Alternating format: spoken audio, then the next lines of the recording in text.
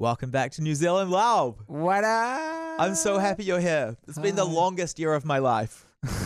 Since I've been gone. Yeah. And you've been on tour for a while now. What's been like the most memorable part of tour for you this time around? Yeah, honestly, every show has been, I know it maybe sounds cliche, but because I'm much happier than I was a long time ago, every single show is like really special in its own way, and I actually feel like alive. I don't feel like I used to honestly try to get through shows and like I would enjoy them, but I would be very like anxious and I would be like kind of looking forward to them being over at a certain point. But now this is like it's 90 minutes and the entire show I'm just like so in love with what I do and like so happy that everybody's together. So it's cool. And how did the collab with Paul come about? Because you guys have been mates for a while. Is it something you always wanted to do?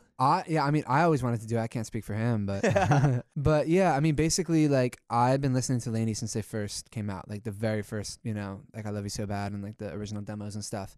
And we met at my studio a few months ago, and we like wrote another song, and it was like pretty cool.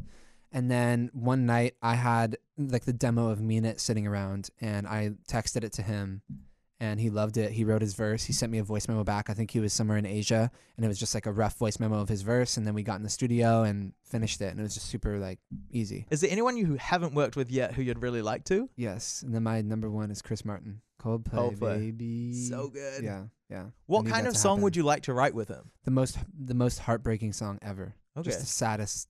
Well, I feel like they write sad, and hopefully I do the same thing, write sad songs that feel uplifting, even though they're sad in the lyric, you know what I mean? So I want to write like the most sad but uplifting song ever. I love that. Cool. Yeah. I feel like you do that already as well.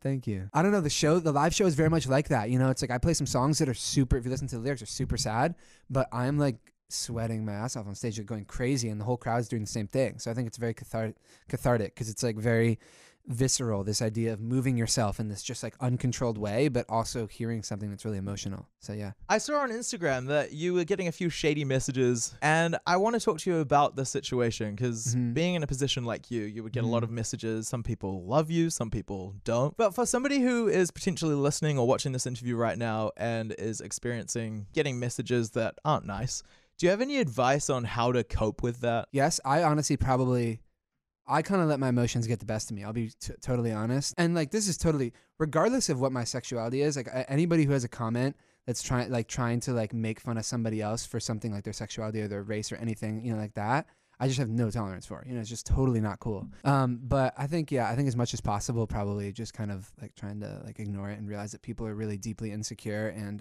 hate a lot of things about themselves. And instead of dealing with that, they point out those things in other people. So. Lauv, you're an absolute legend. Thank you so much for coming in. Thank you so much for having me.